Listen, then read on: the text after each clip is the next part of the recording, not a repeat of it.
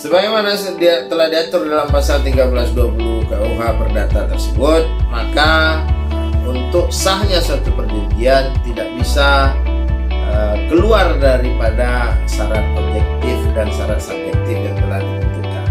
Nah, ini tentang syarat sahnya suatu perjanjian.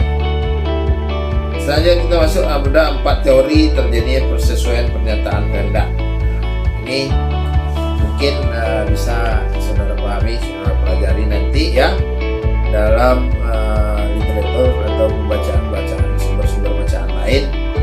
Teori ucapan, kesepakatan, teori pengiriman, ini adalah tentang teori yang berkaitan dengan persesuaian pernyataan kehendak.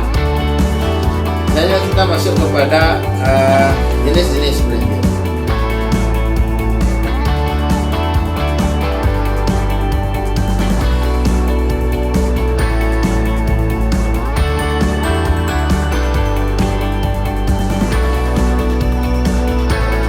Assalamualaikum warahmatullahi wabarakatuh. Allah Subhanahu wa taala atas segala nikmat yang telah diberikan kepada kita selama ini, baik nikmat kesehatan, nikmat rezeki, nikmat kesempatan, dan terutama adalah nikmat Islam dan iman yang selalu ditanamkan dalam hati kita sehingga kita masih sampai hari ini insyaallah istiqamah menjalankan seluruh kewajiban-kewajiban yang tetapkan kepada kita sebagai hamba Allah, walaupun tidak semua kewajiban itu bisa kita jalankan dengan sempurna, karena pada dasarnya manusia adalah makhluk yang lemah, yang dhaif, yang selalu banyak terjadi kesalahan-kesalahan dalam hidupnya, dan yang selalu luput dari yang namanya intinya manusia adalah makhluk yang lemah. Dan selawat bering salam tidak pesan-pesannya kita sampaikan kepada atau kita kirimkan kepada junjungan alam Nabi besar Muhammad sallallahu alaihi wasallam dengan mengucapkan Allahumma shalli ala sayyidina Muhammad wa ala ali sayyidina Muhammad. Mudah-mudahan dengan banyaknya kita bersalawat kepada Rasulullah, Allah Azza wa Jalla izinkan beliau kelak di akhirat atau di yaumil mahsyar untuk memberikan suatu syafaat kepada kita sehingga bisa menambah catatan amal-amal kita. Dan mudah-mudahan dengan banyaknya amal yang kita perbuat, mudah-mudahan Allah juga merahmati hidup kita sehingga kita bisa dimasukkan ke dalam surga Jannatul Naim.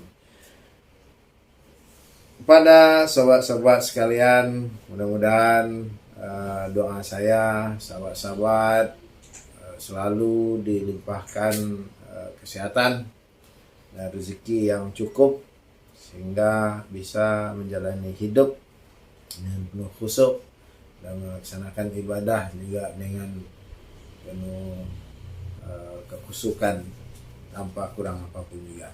Nah, kembali kita jumpa dalam video pembelajaran kali ini dalam mata kuliah teknik audit dan investigasi. Kali ini kita sudah memasuki pokok pembahasan ke-15 atau pertemuan ke-15. Nah, saya ingatkan kembali kepada saudara-saudari mahasiswa Fakultas Hukum Universitas Muhammadiyah Riau supaya mengulang-ulang kembali materi yang telah disampaikan melalui video pembelajaran ataupun melalui slide atau soft copy materi kuliah yang telah dibagikan melalui akun Sikuli masing-masing untuk kembali diulang-ulang, dibaca-baca, karena tidak berapa lama lagi atau pada pertemuan ke-16 kita akan melaksanakan ujian akhir semester. Nah, ujian akhir semester adalah ajang penentuan nasib saudara-saudari sekalian sebagai mahasiswa, apakah bisa lulus dalam mata kuliah teknik investigasi, teknik audit dan investigasi ini dengan baik sesuai dengan apa yang diharapkan tentunya, atau saudara-saudari terpaksa harus mengulang kembali pada tahun depan. Nah, yang menentukan itu bukan saya selaku dosen pengampu, tetapi adalah kemauan dari saudara-saudari sekalian. Kembali saya ingatkan, mudah-mudahan saudara berhasil dalam ujian akhir semester nanti. Pada pertemuan yang ke-15 ini kita akan membagi 4 pokok bahasan, yaitu pertama jenis-jenis perjanjian, azas-azas perjanjian, yang kedua prestasi dan wan prestasi hukum. Nah, nanti di sini akan dijelaskan apa itu prestasi dan apa itu juga wan prestasi. Mungkin banyak di antara saudara-saudari sekalian atau para penonton sahabat YouTube sekalian tidak paham dengan istilah prestasi dan non prestasi. Silakan simak video ini nantinya, karena dalam video ini saya mengedepankan pembelajaran dalam bahasa-bahasa yang sederhana sehingga mudah dicerna dan gampang untuk dipahami. Yang ketiga adalah pentingnya investigasi. Kenapa investigasi itu penting itu dilakukan? Nanti juga kita akan bahas dalam video ini. Dan terakhir adalah metode wawancara dan investigasi. Nah, itu adalah pokok bahasan pada video pembelajaran yang ke-15 ini. Sebelum kita memasuki atau memulai pembahasan satu persatu tentang pokok bahasan yang telah saya jelaskan atau saya sampaikan tadi, mungkin perlu kita review sedikit ke belakang. Kenapa perlu dilakukan dalam ilmu hukum itu, praktek hukum perlu diaudit dengan pendekatan law audit investigative of crime, atau kenapa perlu dilakukan audit? Begitulah bahasa sederhana yang mungkin dapat kita pahami gitu. Nah, audit seperti yang sudah dijelaskan dalam pertemuan-pertemuan sebelumnya adalah tujuannya untuk memeriksa, memetakan atau memotret apa-apa kejadian terhadap suatu permasalahan yang dimintakan oleh audite. Nah, sekilas kita jelaskan kenapa pendekatan audit investigasi itu perlu dalam praktek hukum dilakukan.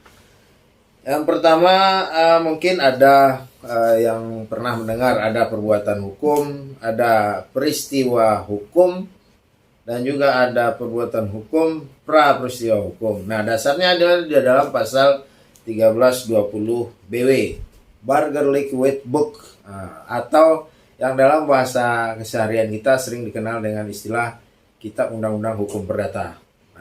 Peristiwa hukum itu ada berapa? Ada pertama ada perikatan, dan kedua ada perjanjian. Nah, nanti pelaksanaannya bagaimana? Dari pelaksanaan ini menimbulkan kewajiban dan hak equal. Kewajiban telah terlaksana, hak belum diterima. Nah, ini yang akan menjadi masalah. Nah, terjadi wan prestasi, perbuatan melawan hukum, pidana atau perdata. Nah, nanti akan dilakukan pendekatan dalam praktek hukumnya. Apakah mempunyai jejak yang tertinggal akibat hukum yang diderita atau dari risiko hukum. Nah, timbulnya tuntutan pertanggungjawaban secara hukum itu akan terbagi lagi menjadi atau beberapa klasifikasi. Pertama perdata, kedua pidana, administrasi, disiplin, dan etika. Nah, apa guna pendekatan audit investigasi tadi? Nah, audit investigasi ini dilakukan untuk memotret apa yang terjadi, untuk mengetahui legal standing para pihak, untuk merekomendasikan langkah yang perlu diambil. Nah, seperti yang diuraikan dalam lapangan hukum perdata misalnya, bahwa suatu perjanjian itu, hubungan hukum yang didasari oleh suatu perjanjian tidak bisa dijadikan sebagai suatu lapangan hukum atau ranah hukum pidana. Namun ada suatu keadaan tertentu yang bisa membawa orang atau pihak yang melakukan perjanjian itu terjerat suatu hukum pidana. Hal ini diatur dalam pasal 379A KUH pidana atau WVS, kalau bahasa Belandanya WVS, Wetboek van Stavel. Nah, itu tadi penjelasan mengenai mengapa praktek hukum perlu audit dengan pendekatan law investigation of crime. Nah, selanjutnya ini nanti bisa saudara baca ya bagi mahasiswa-mahasiswa, bagi sobat-sobat yang ingin belajar tentang teknik audit dan investigasi juga bisa mencari bahan-bahan bacaan lain baik di secara online di internet ataupun melalui buku-buku literatur yang mungkin tersedia ya. Untuk melakukan audit itu ada yang namanya pisau-pisau audit hukum melalui pengujian terhadap kaidah-kaidah tentang perjanjian. Nah, kalau kembali kepada pasal 1320 BW atau KUH Perdata tadi, banyak macam-macam hal atau kelompok yang diatur yang bisa bersumber dari pasal 1320. Seperti misalnya jual beli, tukar menukar, sewa menyewa, perjanjian bentuk untuk lakukan pekerjaan, persekutuan, perkumpulan, hibah dan lain sebagainya. Nah, inilah yang akan nanti menjadi apakah dia menjadi suatu prestasi atau menjadi one prestasi dalam hukum. Nah, kembali kita ke pisau-pisau analisis audit hukum melalui pengujian terhadap kaidah-kaidah tentang perjanjian. Yang pertama, perjanjian dalam pasal 13 BW atau Burgerlook Wetbook, subjek perbuatan hukum di mana satu orang atau lebih saling mengikatkan diri terhadap satu sama lain atau orang lain atau pihak lain. Nah, dari pengikatan diri ini yang akan menimbulkan hak dan kewajiban antara satu sama lain.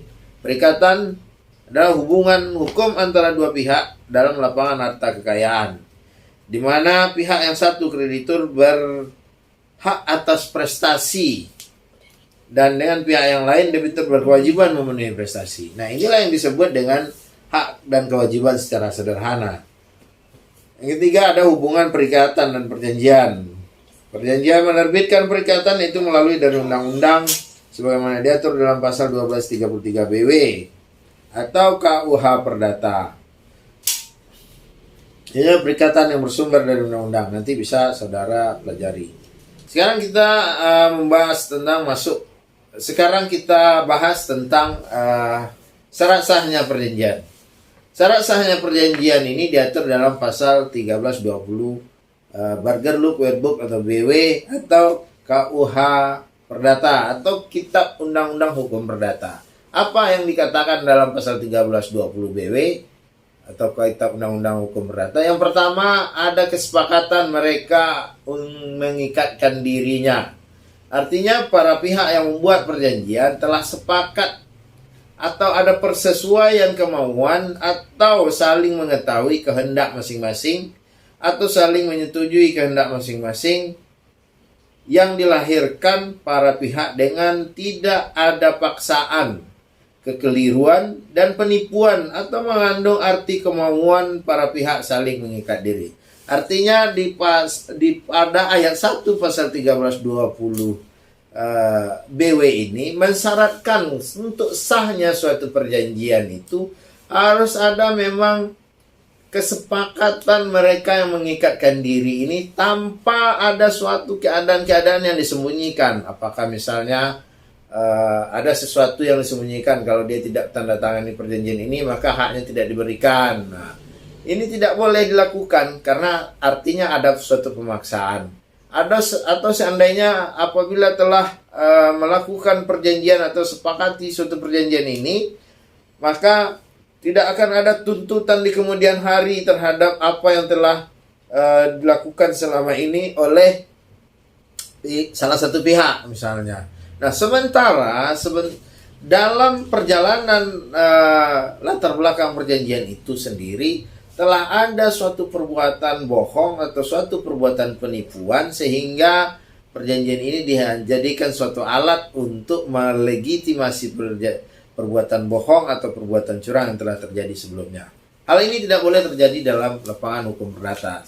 Karena apabila hal ini terjadi, artinya perjanjian itu telah cacat hukum. Dan apabila perjanjian itu cacat hukum, perjanjian itu bisa menjadi batal demi hukum atau dapat dibatalkan setidak-tidaknya.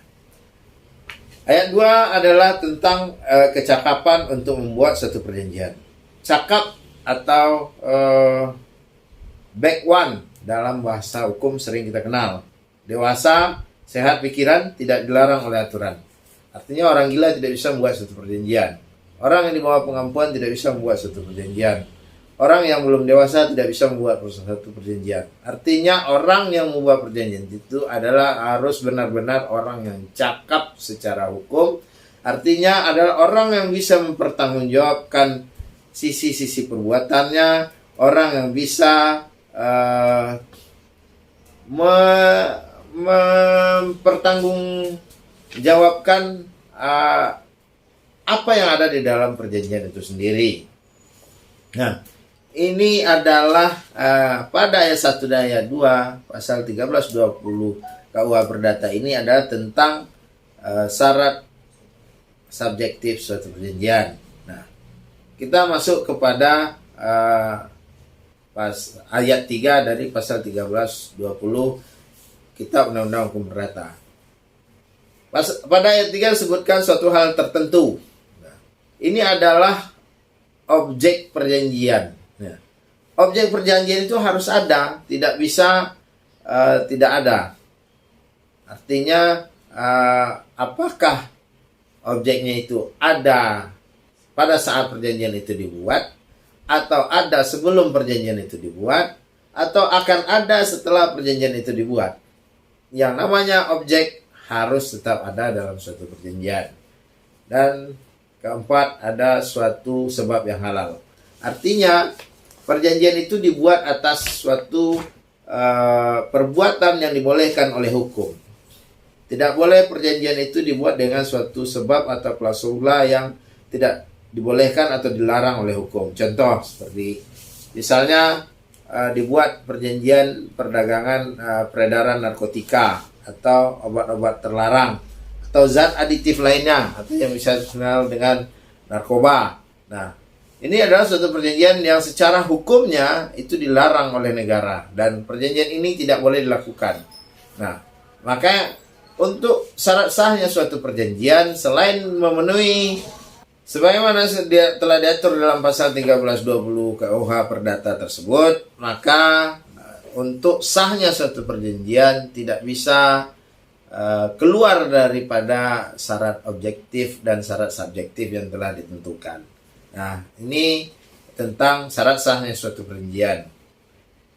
Selanjutnya kita masuk ada 4 teori terjadinya persesuaian pernyataan kehendak. Nah, ini mungkin bisa saudara pahami, saudara pelajari nanti ya dalam literatur atau pembacaan-bacaan sumber-sumber bacaan lain. Teori ucapan, kesepakatan, teori pengiriman, ini adalah tentang teori-teori yang berkaitan dengan persesuaian pernyataan kehendak. Selanjutnya kita masuk kepada jenis-jenis perjanjian. Selanjutnya kita masuk kepada jenis-jenis perjanjian. Nah, ada berapa jenis perjanjian yang diatur dalam Kitab Undang-Undang Hukum Perdata? Nah, ini kita akan coba uraikan beberapa di antaranya. Walaupun ini bukan suatu suatu perjanjian yang harus terjadi atau harus dibuat, tapi paling tidak hukum mengklasifikasikan ada beberapa perjanjian yang diatur. Nah, jenis-jenisnya. Nah, yang pertama adalah perjanjian timbal balik dan sepihak. Apa itu perjanjian timbal balik?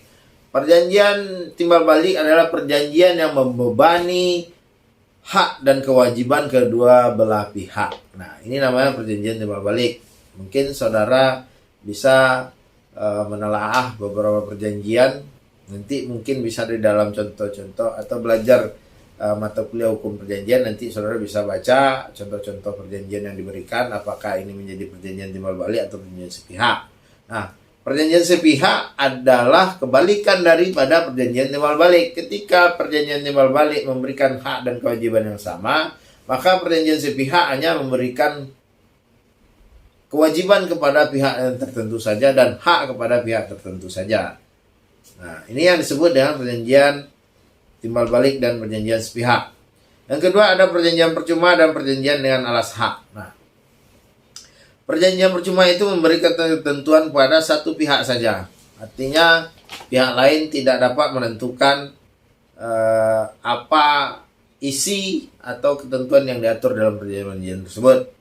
Yang kedua ada selanjutnya dari poin 2 ini ada alas hak yang membebani dan perjanjian yaitu perjanjian di mana terhadap prestasi dari pihak yang satu selalu terdapat kontraprestasi dari pihak yang lain. Artinya ketika prestasi ini menjadi hak terhadap pihak yang lain, maka dia menjadi kewajiban dari pihak yang lain. Yang ketiga ada perjanjian bernama dan perjanjian tidak bernama. Bernama itu artinya ada perjanjian itu dibatasi ruang lingkupnya, seperti misalnya perjanjian sewa menyewa mobil atau perjanjian sewa menyewa rumah. Nah, artinya perjanjian itu hanya hanya masuk ruang lingkup tentang objek sewa menyewa rumah atau sewa menyewa mobil itu saja. Tidak bernama yaitu tidak mempergunakan nama tertentu. Bisa saja buat perjanjian gitu. Apakah isinya, apakah substansi yang diatur dalam perjanjian itu tidak diatur sebelumnya tentang ruang lingkupnya apa gitu. Tapi dibunyikan bahwa ini adalah suatu bentuk perjanjian. Nah, ini dia sebut di dalam hukum itu dengan perjanjian tidak bernama. Yang keempat ada perjanjian kebendaan dan perjanjian obligator. Nah, perjanjian kebendaan itu adalah memindahkan hak memiliki dalam perjanjian jual beli, di mana perjanjian kebendaan ini sebagai pelaku dari perjanjian obligator. Perjanjian kebendaan ini seperti misalnya contohnya itu bisa jadi tentang contoh jual beli rumah misalnya. Artinya ada benda yang terjadi peralihan haknya dari satu pihak kepada pihak lain. Yang kedua dari poin 4 adalah obligator, yaitu perjanjian menimbulkan perikatan. Artinya sejak timbulnya hak dan kewajiban para pihak. Sejak perjanjian itu ditandatangani, maka kedua pihak itu terikat dalam suatu perjanjian untuk melaksanakan hak dan kewajiban masing-masing. Yang kelima ada perjanjian konsensual dan perjanjian real. Perjanjian konsensual yaitu suatu perjanjian karena perjanjian berkehendak antara pihak-pihak. Sedangkan perjanjian real yaitu perjanjian di samping ada perjanjian kehendak, juga sekaligus ada penyerahan nyata atas berbagai yang diperjanjikan. Nah, ini tentang jenis-jenis perjanjian ya. Sekarang kita masuk kepada azas-azas perjanjian. Ada berapa azas-azas dalam perjanjian? Nah, secara umum ada sekitar 10 azas yang perlu atau wajib kita ketahui di dalam lapangan hukum perdata. Yang pertama adalah azas kebebasan berkontrak. Nah, azas kebebasan berkontrak ini diatur dalam pasal 1338 Kitab Undang-Undang Hukum Perdata. Semua perjanjian yang dibuat secara sah bagi mereka yang berlaku sebagai hukum bagi mereka yang membuatnya. Azas kebebasan berkontrak ini berkaitan erat dengan pasal 1320 Kitab Undang-Undang Hukum Perdata, di mana dalam pasal 1320 ditentukan syarat sahnya suatu perjanjian, yang salah satu itemnya itu mengedepankan tidak ada suatu perbuatan curang atau penipuan atau sesuatu hal yang disembunyikan di balik perjanjian itu apabila sudah ditandatangani akan mendatangkan kerugian kepada salah satu pihak. Nah, ini disebut dengan azas kebebasan berkontrak. Bebas di sini artinya juga bukan bebas semena-mena, tetapi juga tetap taat akan aturan hukum perjanjian yang ada. Seperti pasal 1320 ayat 4 menyatakan harus ada kausa yang halal atau sebab yang tidak dilarang oleh hukum. Yang kedua, azas konsensualisme. Artinya perjanjian itu sudah sah apabila sudah tercapai hal-hal yang pokok dari perjanjian. Wes gebrek yang mempengaruhi timbulnya perjanjian, cacat hukum terdiri dari kesesatan, dwaling, penipuan atau bedrock, paksaan atau duang. Nah, hal ini hal-hal yang dilarang dalam suatu perjanjian. Artinya perjanjian itu memang betul-betul sesuatu hal yang disepakati yang tidak merugikan salah satu pihak. Yang ketiga, azas kepercayaan. Nah, azas kepercayaan ini memang tidak dibunyikan di dalam pasal berapanya, tetapi secara umum untuk mengadakan suatu perjanjian yang baik, untuk mengadakan suatu kontrak tual yang bernilai hukum, yang tidak merugikan salah satu pihak di kedepannya, maka harus dilandasi dengan rasa saling percaya antara pihak satu dengan pihak lainnya. Yang keempat ada azas kekuatan mengikat. Azas kekuatan mengikat ini berlaku dengan atau sering kita dengar dengan istilah azas fakta sunt servanda. Artinya azas fakta sunt servanda ini adalah suatu perjanjian berlaku sebagai hukum bagi mereka yang membuatnya. Artinya apabila ada pihak pertama atau pihak kedua atau pihak A dengan pihak B melakukan suatu perjanjian terhadap sesuatu objek yang telah ditetapkan yang tidak dilarang oleh hukum, maka perjanjian itu berlaku sebagai hukum bagi mereka yang telah membuat perjanjian tersebut untuk tetap dilaksanakan. Apabila terjadi di kemudian hari penyimpangan dari perjanjian yang telah dibuat tersebut, maka hukum pengadilan akan berpedoman kepada apa yang diatur dalam perjanjian tersebut. Nah, itulah makanya disebut dengan perjanjian itu berlaku sebagai hukum bagi mereka yang membuatnya, atau yang dikenal dengan azas pacta sunt servanda.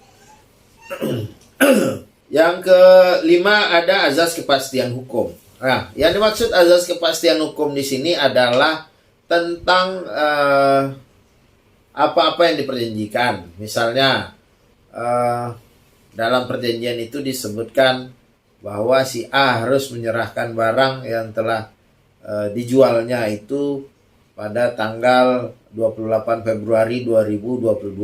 Artinya ada kepastian hukum di situ menjamin bahwa pada tanggal 28 Februari si A berdasarkan perjanjian ini harus menyerahkan barangnya kepada si B. Nah, barang dalam arti di sini adalah kebendaan yang dimiliki oleh si B. Yang keenam ada azas keseimbangan. Artinya adalah antara pihak satu dengan pihak yang lain dalam membuat suatu perjanjian itu harus terdapat kedudukan yang setara atau terdapat posisi yang seimbang antara hak dan kewajiban masing-masing, sehingga tidak ada pihak dalam suatu perjanjian yang lebih dominan daripada pihak yang lain. Nah, ini yang diatur dalam azas keseimbangan dalam suatu perjanjian. Cuma pada prakteknya banyak juga terjadi perjanjian-perjanjian sepihak yang di mana salah satu pihak lebih dominan terhadap pihak lain karena ada sesuatu hal yang dibutuhkan oleh pihak tertentu yang dimiliki juga oleh pihak tertentu. Hal ini yang menentukan ketidakseimbangan posisi dalam perjanjian. Nah, sementara di dalam Kitab Undang-Undang Hukum Perdata atau azas-azas perjanjian disebutkan bahwa untuk perjanjian yang baik harus ada keseimbangan kedudukan antara pihak yang satu dengan pihak yang lain. Yang ketujuh ada azas moral, diatur dalam pasal 1339 BW. Seseorang melakukan perbuatan dengan sukarela atau moral menimbulkan hak baginya untuk membuat kontraprestasi dari pihak yang debitur. Nah, artinya seseorang dalam membuat perjanjian itu harus ada moral hukum yang baik, sehingga perjanjian itu memang betul-betul kedepannya akan ditaati oleh para pihak sebagaimana yang telah diperjanjikan. Yang keempat ada azas kepatutan.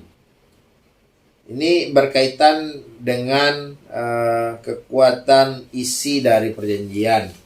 Nah, dan juga berkaitan dengan syarat sahnya suatu perjanjian.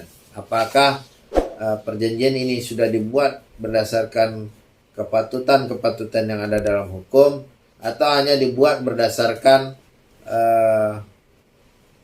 suatu keadaan atau perbuatan-perbuatan curang dari pihak-pihak tertentu sehingga akan merugikan pada pihak yang lain. Nah, itu tidak boleh dilakukan dalam perjanjian. Yang ke-9 ada azas kebiasaan. Nah, azas kebiasaan ini diatur dalam pasal 1339 Junto 1340 Burger Liquid Book atau Kitab Undang-Undang Hukum Perdata. Suatu perjanjian tidak hanya mengikat hal-hal yang diatur secara tegas, tetapi juga hal-hal yang dalam keadaan dan kebiasaan yang diikuti.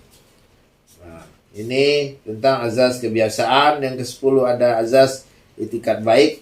Nah, itikat baik ini secara sederhana dapat kita artikan bahwa setiap orang itu yang terlibat dalam suatu perjanjian memiliki suatu keinginan atau memiliki suatu keadaan ingin melaksanakan isi dari suatu perjanjian itu dengan sebaik-baiknya tanpa mencari-cari suatu alasan untuk tidak melaksanakan perjanjian itu secara sukarela. Artinya ada suatu keadaan atau good faith yang dimiliki oleh para pihak yang ada dalam perjanjian.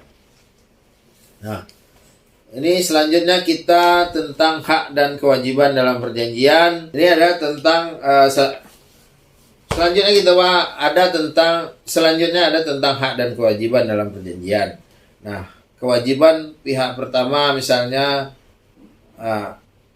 selanjutnya tentang hak dan kewajiban dalam perjanjian. Selanjutnya ada tentang hak dan kewajiban dalam perjanjian. Kewajiban pihak pertama merupakan hak pihak kedua. Nah, inilah disebut hak dan kewajiban. Ketika kewajiban pihak pertama adalah hak dari pihak kedua, makanya apabila perjanjian ini adalah perjanjian timbal balik, maka juga sebaliknya seperti itu.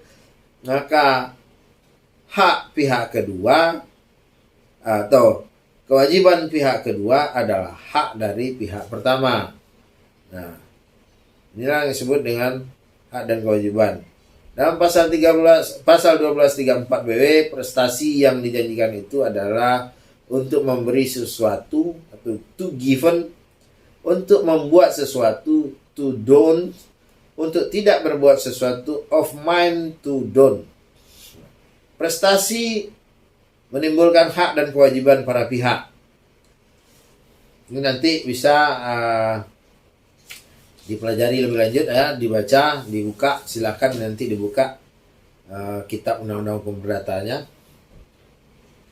Dan selanjutnya kita bahas tentang hapusnya perjanjian dan berakhirnya perikatan. Nah, tentu menjadi suatu pertanyaan bagi para praktisi atau para kalangan hukum atau para yuris atau para mahasiswa hukum, kapan sih suatu perjanjian itu berakhir dan hapus? Nah, kita melihat perjanjian itu, hapusnya perjanjian sebagai akibat hapusnya perikatan-perikatan. Hapusnya perjanjian dapat pula mengakibatkan hapusnya perikatan-perikatan, yaitu bila suatu perjanjian hapus dengan berlaku surut. Nah, secara pemahaman sederhana, kapan suatu perjanjian itu hapus atau berikat atau berakhir? Nah, perjanjian dapat hapus dengan sendirinya apabila telah ditentukan di dalam suatu perjanjian itu sendiri antara hak dan kewajiban telah dilaksanakan sebagaimana mestinya, sebagaimana yang telah disyaratkan atau telah ditetapkan yang disepakati bersama-sama dalam suatu perjanjian. Misal, perjanjian yang sering kita dengar adalah perjanjian antara leasing dengan konsumen misalnya, atau lessor dengan apa istilah pengguna dari leasing ini, yaitu perjanjian sewa beli kendaraan. Nah, perjanjian ini atau perikatan ini akan berakhir atau hapus dengan sendirinya ketika pihak debitur telah menyelesaikan seluruh kewajibannya kepada kreditur, dalam hal ini leasing, sehingga dan debitur dan kreditur pun telah menyerahkan apa yang menjadi hak dari si debitur. Nah, hal ini dengan sendirinya membuat perjanjian yang telah disepakati itu menjadi hapus dan berakhir.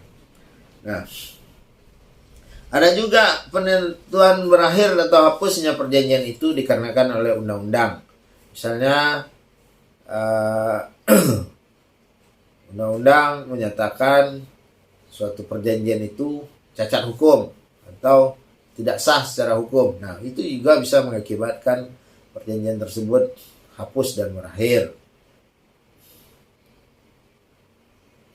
Ada kesepakatan antara para pihak debitur atau kreditur, atau pihak pertama dengan pihak kedua sepakat untuk mengakhiri perjanjian yang telah dibuat. Nah, ini mengakibatkan hapus dan berakhirnya perikatan atau perjanjian, atau hapus karena putusan hakim. Nah,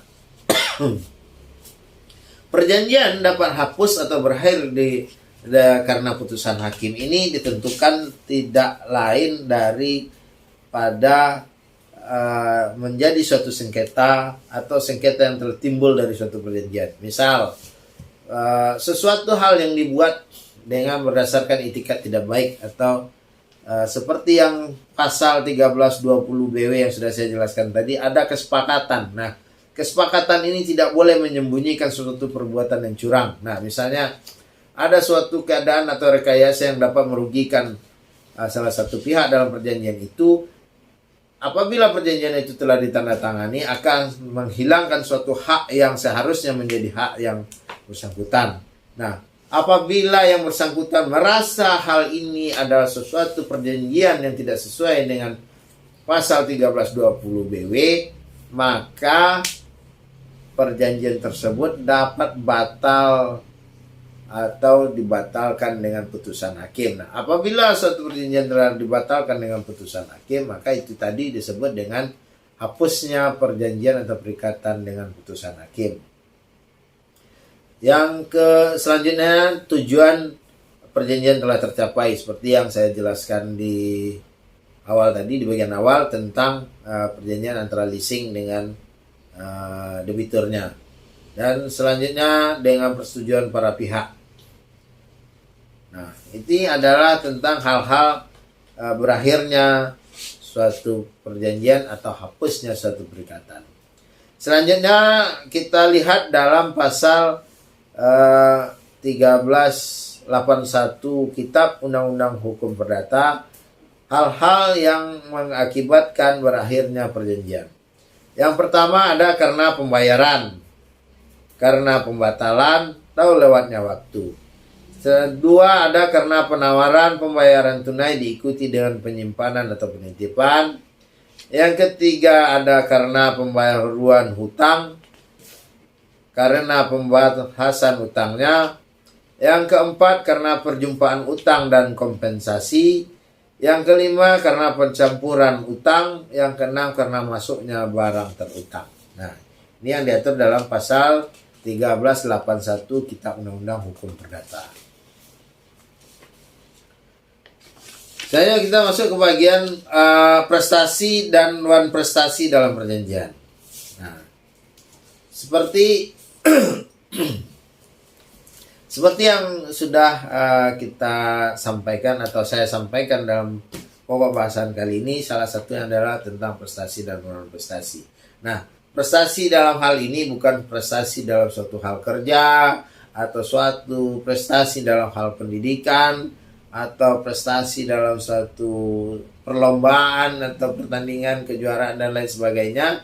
Tetapi prestasi di sini artinya adalah suatu prestasi dalam lapangan hukum perdata sesuai dengan apa yang diperjanjikan. Nah, prestasi yaitu sesuatu yang wajib dipenuhi oleh debitur dalam setiap perikatan dan merupakan isi dari suatu perikatan. Artinya adalah prestasi ini adalah kewajiban dari masing-masing pihak yang telah membuat suatu perjanjian. Nah, prestasi ini yang harus ditunaikan. Nah, apabila prestasi ini tidak dilaksanakan, maka itulah yang disebut dengan wan prestasi. Atau wan prestasi ini juga sering disebut dengan cedera janji. Prestasi ini adalah orang yang melaksanakan janji, sedangkan wan prestasi adalah perbuatan cedera janji atau tidak melaksanakan apa yang telah diperjanjikan sebelumnya. Nah, wan prestasi ini dapat dibedakan dalam dua bentuk atau dua hal. Yang pertama, karena kesalahan debitur baik karena lalai atau karena disengaja dia tidak mau melaksanakan prestasinya. atau isi perjanjiannya. Yang kedua karena overmach atau keadaan memaksa. Keadaan memaksa ini bisa contoh misalnya ada orang dalam suatu perjanjian harus melaksanakan atau membayar hutang piutangnya setiap bulannya 5 juta rupiah misalnya, seperti kredit mobil di leasing. Sebagai contoh, ketika masuk pandemi pada awal tahun 2020 ke Indonesia, maka keadaan ekonomi masyarakat banyak yang terganggu, sehingga kewajiban-kewajiban pelaksanaan sewa beli kendaraan di leasing atau perjanjian kredit rumah di bank banyak terkendala. Nah, maka wan prestasi yang semacam ini disebut dengan wan prestasi overmach atau keadaan memaksa, yang artinya di luar kehendak dari para pihak yang telah melakukan perjanjian itu sendiri. Nah, wan prestasi ini diatur dalam pasal 1243 KUH Perdata. Apa akibat wan prestasi dan bagaimana penyelesaian wan prestasi? Nah, nanti bisa dipelajari di dalam slide yang sudah saya buatkan ini. Nanti langkah-langkahnya seperti apa juga bisa saudara-saudara pahami, saudara baca ya. Mudah-mudahan nanti di UAS juga akan saudara bisa menjawab pertanyaan-pertanyaan ujian akhir semester ketika hal-hal ini keluar sebagai soal UAS. Nah, kita lampaui tentang wan prestasi. Nah, sekarang kita masuk kepada keadaan memaksa atau overmach. Keadaan memaksa secara hukum disebutkan bahwa adalah suatu keadaan yang terjadi setelah dibuatnya perjanjian yang menghalangi debitur untuk memenuhi prestasinya, di mana debitur tidak dapat dipersalahkan dan tidak harus menanggung risiko serta tidak dapat menduga waktu persetujuan dibuat. Kesemuanya itu sebelum debitur lalai untuk memenuhi prestasinya pada saat timbulnya keadaan tersebut. Nah, itu seperti yang saya jelaskan contoh tadi. Seperti contoh yang sudah saya jelaskan tadi, ada tentang Indonesia atau bahkan bukan Indonesia, seluruh dunia saat ini dilanda oleh pandemi COVID-19. Nah, keadaan ini tidak pernah diprediksi atau tidak pernah diinginkan oleh para debitur atau oleh para pihak yang membuat suatu perjanjian. Nah, keadaan ini yang disebut dengan keadaan overmach atau keadaan memaksa. Nah, bagaimana menurut pendapat para ahli yang ada? Di sini saya mengutip pendapat dari Sri Sudewi Maksum Sofwan. Dia mengatakan, dirasakan sebagai hal yang sudah sewajarnya bahwa tidak dipenuhinya suatu perutangan tidak dapat dipertanggunggugatan kepada debitur jika ia tidak mempunyai kesalahan, melainkan tidak dipenuhinya itu disebabkan karena adanya overmach, force majeure atau keadaan memaksa. Nah, dalam pendapat lain, Mariam Darus Badrul Zaman menyatakan, dilihat dari azas kepatutan yang dituangkan dalam ketentuan pasal 1545 KUH Perdata, bahwa di dalam perjanjian timbal balik apabila terjadi keadaan memaksa sehingga salah satu pihak tidak memenuhi prestasi, maka risiko adalah atas tanggungan dari pemilik. Nah, ini menurut para ahli. Juga ada pendapat-pendapat lain. Nanti silakan dibaca di sini. Saya sudah jelaskan di sini panjang lebar ya. Bisa saudara pelajari. Ini ada selanjutnya pembahasan adalah tentang strategi dalam audit investigation craft of law atau audit investigasi dalam lapangan kriminal atau pidana lah, katakan demikian. Tapi masih ada kaitannya dengan audit investigasi dalam hukuman perdata. Nah, apa yang perlu dilakukan atau strateginya? Yang pertama, mapping dalam karakter para pihak. Artinya auditor atau investigator harus memetakan dulu karakter dari para pihak ini seperti apa. Tahapan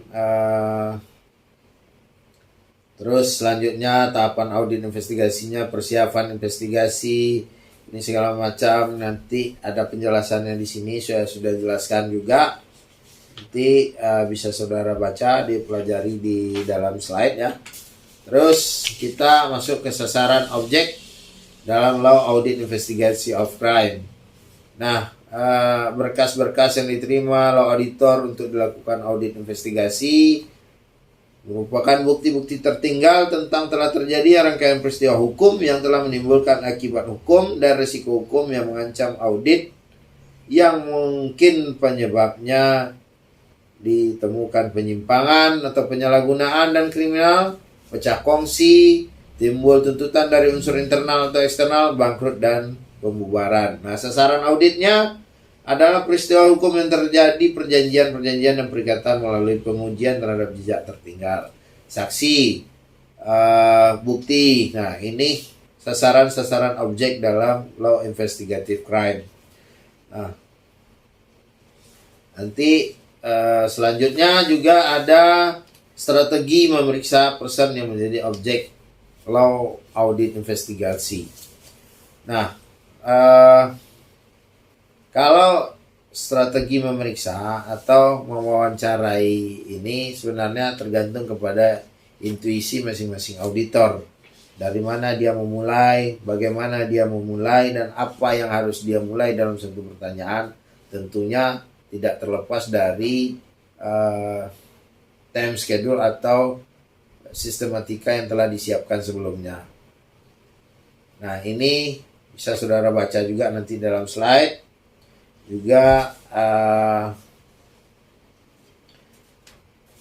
ada beberapa slide lagi yang tidak perlu saya jelaskan, seperti strategi wawancara saksi. Nah, ini seperti yang saya jelaskan tadi, ketika hal ini dibuat baku, tentu dia tidak akan berkembang sebagaimana dinamika pemeriksaan saksi misalnya. Tetapi ada hal-hal pokok tentunya yang harus saudara tetapkan di dalam melakukan wawancara atau penggalian informasi dari saksi itu, yang artinya tidak terlepas dari tujuan apa saksi tersebut saudara wawancara sebagai seorang auditor. Nah, ini strategi. Nah, terus ada kepribadian. Ini juga tidak perlu saya jelaskan, nanti bisa saudara baca ya. Klasifikasi karakter, latar belakang, dan terakhir ada tentang persiapan dan berkas investigasi. Nah, persiapan investigasi pada umumnya dilaksanakan dalam bentuk tim berbagai bidang keahlian. Ada hukum, ada accounting, dan investigator profesional dalam kepentingannya menguji keaslian bukti. Yang kedua, kebenaran dan persesuaian keterangan saksi-saksi. Yang ketiga, klarifikasi korelasi fakta dengan keterangan terduga pelaku. Yang keempat, ada perencanaan dan persiapan yang baik, merupakan faktor penting dalam investigasi. Perlu dan bawa catatan harian atau notebook untuk merekam secara detail tentang investigasi. Nah, ini tentang persiapan investigasi. Berkas investigasi ini sebagai acuan ilmu pengetahuan saja, bukan berarti ini harus menjadi sesuatu hal yang baku di dalam ketika saudara menjadi seorang investigator atau menjadi seorang legal audit yang sedang melakukan investigasi. Tapi ini adalah suatu acuan dalam bentuk ilmu pengetahuan saja. Dan hal ini juga tidak tertutup kemungkinan dikembangkan oleh pembicara atau dosen-dosen lain di dalam bentuk tulisan-tulisannya. Nah, berkas investigasi, isi berkas tentang semua bahan-bahan tentang investigasi yang meliputi: pertama, dugaan penyimpangan dalam bentuk kronologis kejadian yang intinya berisi sia di kapdemen ba atau yang biasa disebut dengan 5W1H. Nah, 2 bukti-bukti atau dokumen-dokumen bukti. 3 harus dijaga kerahasiaan informasi. 4 harus dijaga data-data seperti nomor telepon, hasil investigasi, atau wawancara. Harus dijaga kemungkinan dalam berkas investigasi sudah dilengkapi hal-hal sebagai berikut, seperti 1. Informasi atau bukti-bukti yang diterima dari saksi atau institusi atau organisasi lainnya. Dan 2, pendapat laporan ahli atau legal opinion. Ketiga, pengadaan pernyataan dari seluruh saksi. Yang keempat, laporan kemajuan investigasi awal. Yang kelima, laporan investigasi akhir. Dan penjagaan bukti-bukti dokumen-dokumen penting guna menghadapi kemungkinan terjadi manipulasi data, hilang, atau dicuri sehingga disimpan di lemari yang terkunci. Nah, demikian pembahasan materi perkuliahan kita pada pertemuan yang ke-15 ini.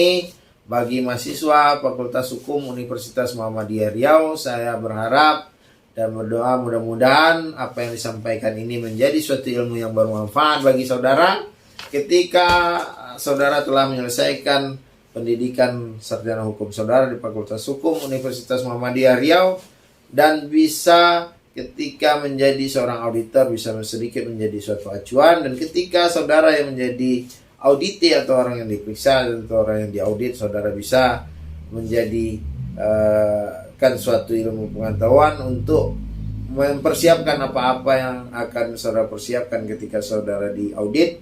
Dan begitu juga ketika saudara menjadi seorang user atau memintakan jasa audit kepada legal audit, maka saudara sudah paham apa yang harus dilakukan, sehingga saudara juga bisa mencari bagaimana melihat dan bagaimana untuk mendapatkan seorang auditor yang berkompeten terhadap pekerjaan yang dilakukannya. Dan bagi para sahabat-sahabat YouTube yang menyaksikan video ini atau menonton video ini, apabila menurut saudara atau sahabat-sahabat sekalian hal ini ada manfaatnya dalam kehidupan sehari-hari atau ada manfaatnya untuk penambahan ilmu pengetahuan sobat-sobat sekalian, silakan dibagikan video ini atau di-share sebanyak-banyaknya di dalam akun-akun media sosial yang saudara atau sahabat-sahabat miliki. Mudah-mudahan apa yang disampaikan ini bisa menjadi suatu amal jariah bagi kita semua dan bisa menjadi penambah catatan amal-amal ibadah kita di akhirat kelak. Atas segala kekurangan dalam video ini, yang akhir kata saya sebagai dosen pengampu dalam mata kuliah teknik audit dan investigasi pada Fakultas Hukum Universitas Muhammadiyah Riau, melalui video pembelajaran yang ke-15 ini saya ucapkan terima kasih atas segala perhatian, mohon maaf atas segala kesalahan. Mudah-mudahan apa yang disampaikan ada manfaatnya dan bisa menjadi amal jariah untuk kita semua. Dan harapan saya tentunya sebagai seorang dosen pengampu, saudara bisa lulus dengan nilai yang sangat-sangat memuaskan. Terima kasih atas segala perhatian. Billahi taufiq wal hidayah. Wassalamualaikum warahmatullahi wabarakatuh.